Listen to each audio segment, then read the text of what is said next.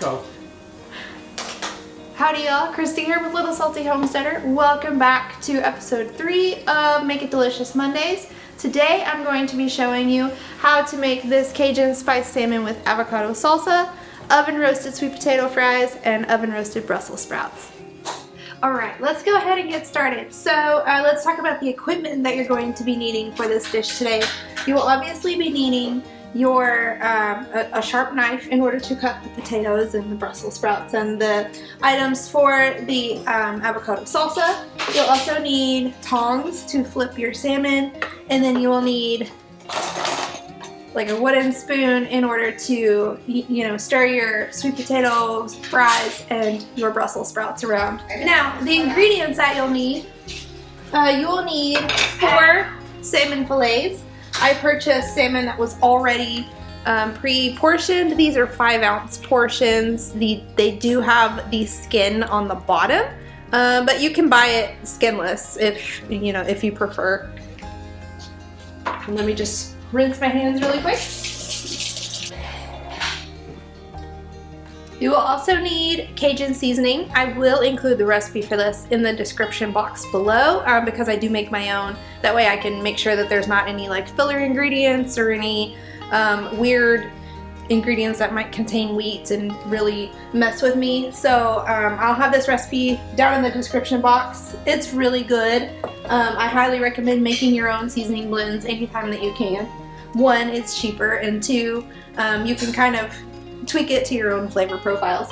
You will also need olive oil. My Cajun seasoning does have salt and pepper in it, so we won't be adding salt and pepper to the salmon, but we will need salt, these items, for the sweet potatoes, the avocado salsa, and the Brussels sprouts. And then of course you will need sweet potatoes and Brussels sprouts.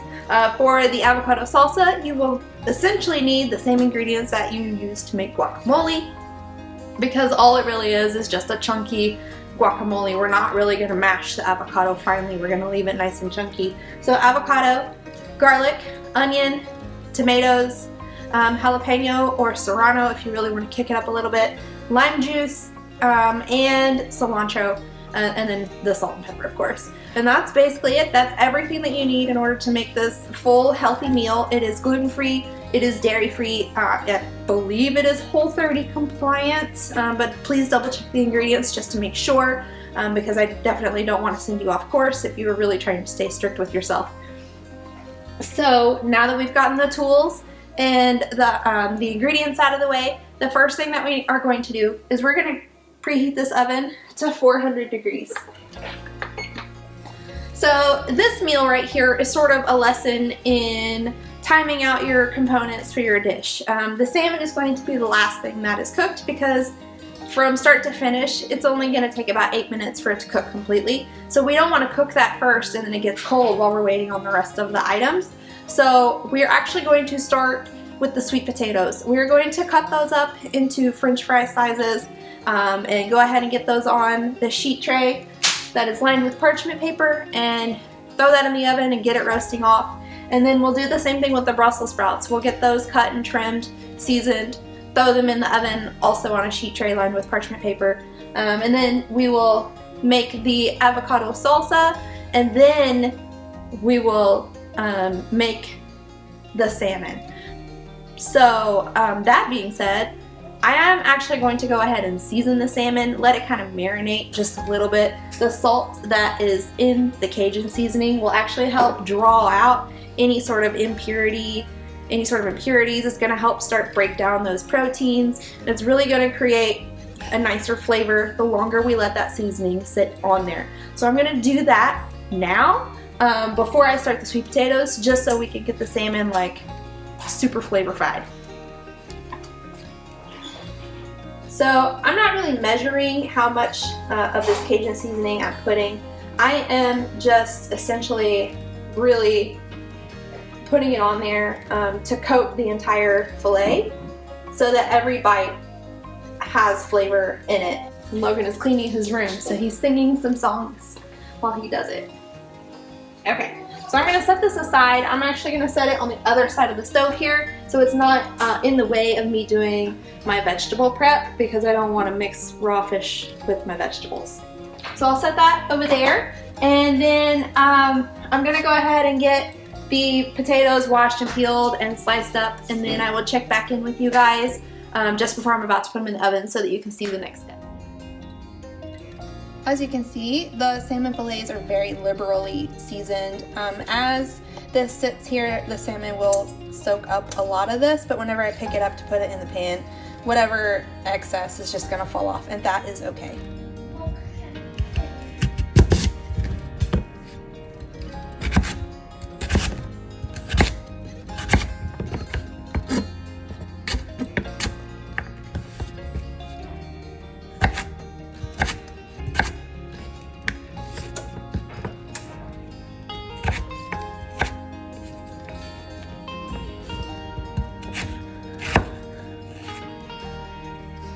After your sweet potatoes are cut into their french fry shapes, you're only going to add about 2 tablespoons of olive oil. This is 2 sweet potatoes cut up, so think of it like 1 tablespoon of oil per sweet potato. We don't want it to be too wet, otherwise it hinders the caramelization of the sweet potato, and we really want it to get nice and caramelized because then it starts to taste like toasted marshmallows, and it's a really nice contrasting flavor against the spiciness in the salmon, and it really makes the rest of the meal pop. So 2 tablespoons of olive oil. If you don't want to use olive oil, you can use ghee or your whatever type of fat that you like to use, but you do need the fat in order to roast these off. You don't want to dry roast these. And then salt and pepper. I use Himalayan pink salt. You can use whatever salt that you would like. If you just use the regular iodized table salt, keep in mind that you'll need to use much less of that than you do these coarser salts because their grains are so much smaller. So I'm gonna go ahead and season this up.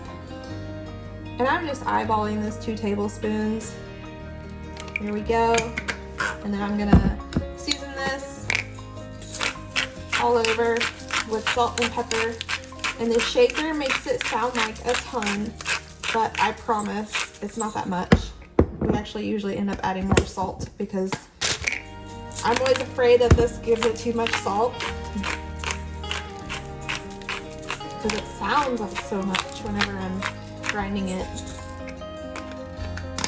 And then you just use your utensil to mix it all around the pan. You could also use like a mixing bowl to mix these and then dump it onto the pan, or like a Ziploc bag or whatever, but I like to save dishes, so I just do it this way. It seems to get it pretty even. And then once everything seems to be pretty evenly distributed, then we'll go ahead and pop this in the oven. And the sweet potatoes definitely take the longest, so I'm not even going to bother to check on them for a good 15 minutes, and then I'll stir them, kind of move them around a little bit. Actually, I'm gonna switch. I'm gonna put that on this bigger sheet pan so that I can lay these out in a single. Just give it a little bit more space. There we go. Spread these puppies out. I really need to get more of these bigger sheet pans because they're my favorite. This one is my favorite. All right. There we go. There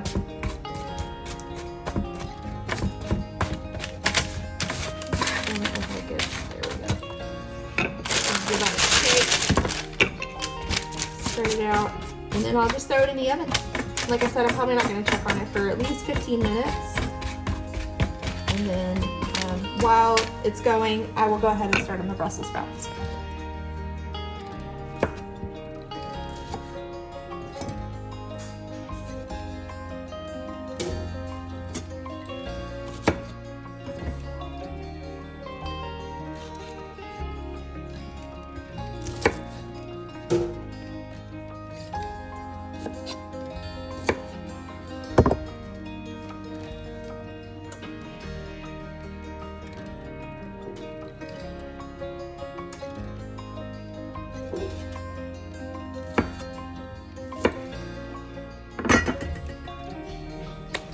Okay, so these Brussels sprouts are going to get the same treatment as the sweet potatoes. There are variations that you could do with Brussels sprouts. You could also squeeze honey on them. You could also add crumbled up bacon or even use bacon fat as the fat in order to cook these. I'm just going to do olive oil, salt, and pepper today. I'm trying to keep the flavors of the Brussels sprouts and the sweet potatoes as simple as possible so that they aren't competing too much with the really strong flavor of the salmon. So this is 1 pound of Brussels sprouts. It's much less than a pound after trimming it and everything. So I'm just going to add maybe a tablespoon and then salt and pepper. And you can roast almost any of like the brassica vegetables. Actually, you can roast all of them. That's our preferred way to eat them. We also roast our turnips and rutabagas. And once my beets are ready, we'll be roasting those as well. The roasting really provides a lot of good caramelization, which really enhances the flavor. And if you have ever been in a household where maybe they steamed or boiled these cruciferous vegetables or turnips or cabbage or anything like that, and it smelled hearty or tasted like what you would imagine a fart would taste like, try roasting them, because I guarantee you the flavor is not like that at all. It's so much better. It's so much sweeter. It's so much richer than what I was exposed to as a child. So when I was a kid, I didn't think that I liked vegetables just because of the way that they were prepared. As it turns out, I just didn't like them prepared in those ways. So we roast most of our vegetables. Sweet potatoes, we roast broccoli, we roast cauliflower. I already named all of the other root vegetables. Brussels sprouts, obviously. You can also roast cabbage, although usually I just stir fry that because it's so easy to cook. So this is ready to go in the oven. I'm going to pop it in now. This only took about 5 minutes, so it's not time to stir the sweet potatoes yet. After I get this in the oven, I will start on the avocado salsa. And I will walk you through that as well. It's really easy. You're really just making a very chunky guacamole. Okay, so I'm using 2 avocados. These are the smaller varieties. That's what was less expensive this week, so that's what I got. Usually I try to get a little bigger than this, but this is the 2 smaller avocados. You can make as much or as little of this avocado salsa as you want, because if there's any left, you can just eat it with chips. So it's soft whenever you squeeze it, but it's not like so ripe that you're worried that it's going to be disgusting on the inside.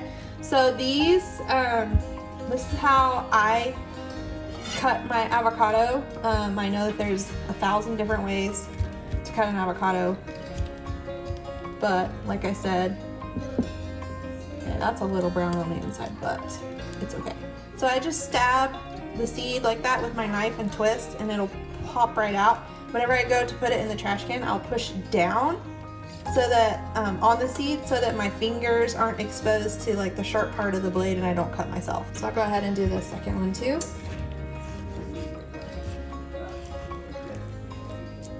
This one's gonna be a little brown on the inside too. Yeah, but it's okay. This is still completely edible at this stage.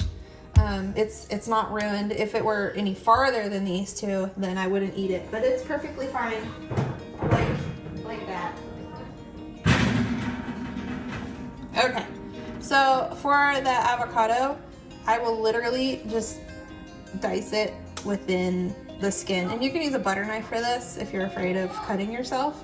I'm just very gently cutting into there, and then I'll just squeeze it into the bowl, because I'm not serving it like on its own, so it doesn't matter if it gets mushed a little bit. It's still going to be pretty chunky.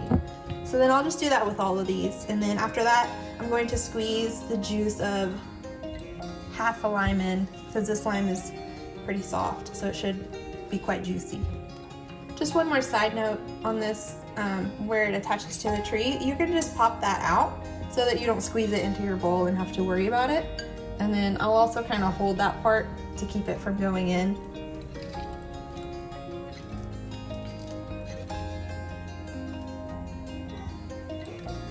Okay, So the avocado is in there, and I squeezed the juice of half a lime in there. Since that lime was really, really soft, it was incredibly juicy, I didn't want to put too much lime and make it too tart. So we're just gonna give that a quick stir. We're not gonna worry about mashing this, you know, like you would for your guacamole where it's super mashed. I want the chunks in there because this is a chunky avocado salsa. So from this point, I'm going to add 2 finely chopped garlic cloves. I'm going to add 1 jalapeno that has been seeded, and I'm gonna dice it up small. And then I have these tiny little Campari tomatoes. I'm going to remove the seeds from these and dice these up and put them in, and then I'm going to use red onion and cilantro and salt and pepper, and I will show you the finished product once I have it done. Okay, so really quick, I wanted to show you how I seed a tomato pretty easily. This doesn't work as well for like cherry tomatoes, but larger than cherry, this works great for. So you'll cut it into quarters, and then you're gonna start at the bottom end and just kind of put your knife in there, and then very slowly and gently push your way up, and then you're just gonna trim that end off where it connected to the stem of the plant. And I remove all the seeds for a couple of reasons. One, we just always did it in culinary school. It presents a more finished, more, gives your dish a little bit more finesse without all the little chunky seeds floating in it. And then 2, there were some studies that I read that said people who get indigestion from tomato-based products, it's usually because of the seeds. So I just started removing them to try to prevent indigestion, and so far that has done the trick. So yeah, you just slide it down really slowly and gently, and then you cut that part off that touches the stem, and there you go, seedless tomatoes. And then you can just dice it up as small as you want.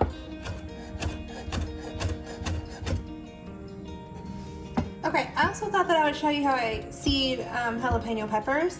If you are sensitive to spice at all, I would go ahead and wear gloves for this process because you are going to be touching the inside of the pepper, which is where the spice is. Any pepper hotter than jalapeno, I wear gloves, but I'm usually not too worried about it with just jalapenos. So I just use a regular spoon and I just scoop it out. They'll try to sell you like a fancy tool at the store that costs like $14 or something silly, and you don't need it. You can just use your spoon. And this is what I do whenever I'm going to make stuffed jalapenos, or I just want to remove the jalapenos from the seeds from the dish. In this case, it's the avocado salsa. One, I don't want the avocado spice to overpower the spice of the salmon, and 2, it just for that little bit of finesse as well, just like with the tomato seeds. So from here, once you have the seeds removed, then you can just dice it up.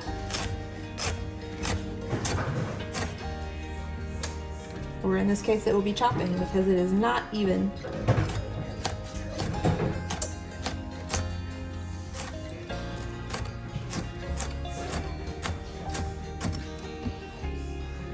And then just add that to your bowl.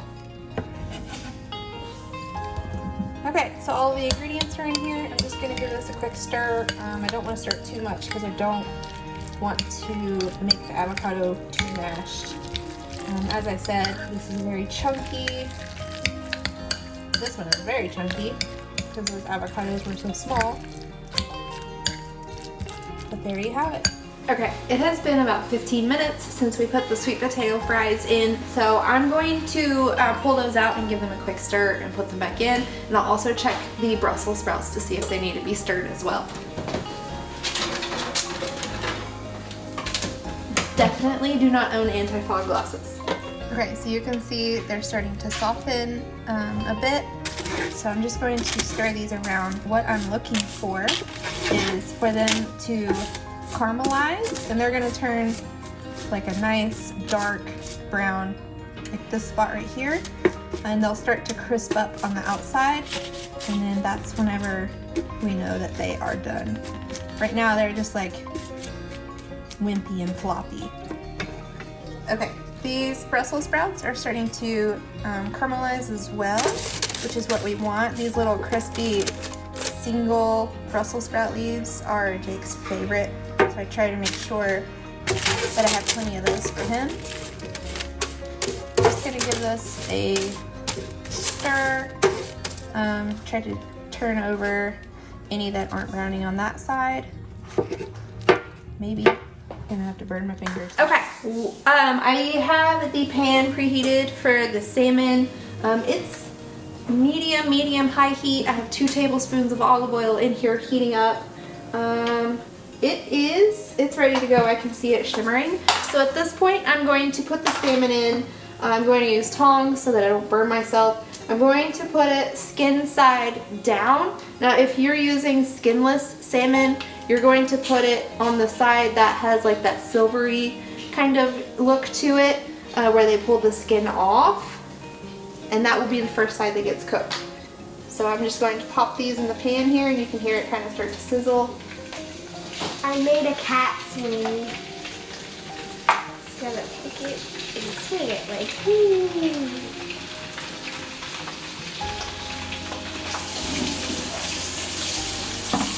And I'm also going to give these tongs a quick wash since they did handle raw fish before I use them to handle food again. So this will cook on this side for probably about 5 minutes. Whenever it is ready to flip, it will release easily and we won't have to fight with it. It'll just release and we'll flip it, and then we'll cook it probably 3 to 4 more minutes. You'll see it kind of start to seep white, which is the fat of the salmon kind of coming out. Once that starts to happen, then the salmon is pretty much done. Okay, you can see the salmon sizzling in the pan. That's what you want. You want to cook it until it will easily release from the pan whenever you attempt to flip it, because otherwise that skin is going to stick and then you just have a mess. Okay, so this salmon is ready to flip. As you can see, it easily comes off the pan. The skin stays attached to the fillet, and then we can just, I'm going to hold that steady there since it's kind of rounded on the top. There we go. And I'll just flip the rest of these. Hold it steady there until it cooks a little bit on that rounded top. We'll give that one another minute, and we'll give that one another minute. So you can see that with these two in the fat, they didn't release from the pan, and I didn't want to fight that and end up ripping the skin off, so I'm just going to let them cook until they are ready. Okay, so the salmon was browning on the top part of it much faster than the inside was cooking, so I turned it on its side. I'm going to let it cook this way for a couple of minutes, and then I'll flip it and brown it on its other side, and then at that point it should reach the desired temperature of 145 degrees. Okay, so this is releasing from the pan pretty well. It's beautifully browned all the way around, so I'm just going to check the temperature really quick. This one actually has a couple more degrees, so I'm going to put it back and let it cook, but this one has reached the proper temperature. So I'm going to go ahead and pull this one out, and I'll temp check the other ones as well. Okay, this is what the sweet potatoes look like whenever they are to our level of deliciousness. As you can see, they're really starting to brown. That's where it starts to taste like toasted marshmallows, which is how we love it. Okay, so once the salmon reached the temperature of 145, I pulled it out of the pan and I let it rest on the plate about 5 minutes. In that time, Logan dropped things on the floor, and then the Brussels sprouts were ready, and then the sweet potatoes were ready, so I plated everything up, topped it with a good helping of the avocado salsa. So now I will just get a quick bite. I guess that one's yours. Do you want to trade? No.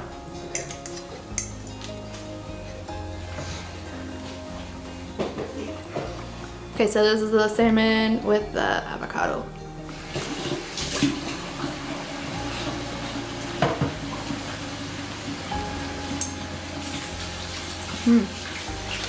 Logan, you want a bite?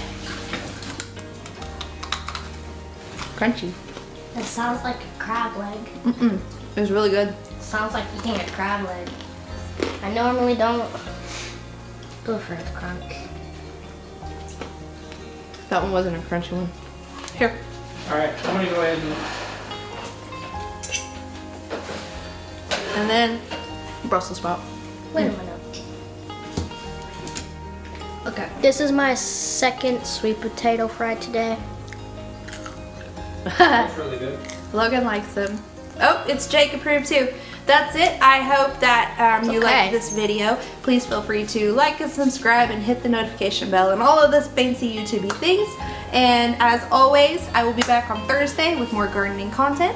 Thank you guys so much for watching, and I will see you then. No speaking! I'm just kidding. Okay, but still no speaking. Oh, you left the skin on. Yes. Sorry, I forgot to warn you.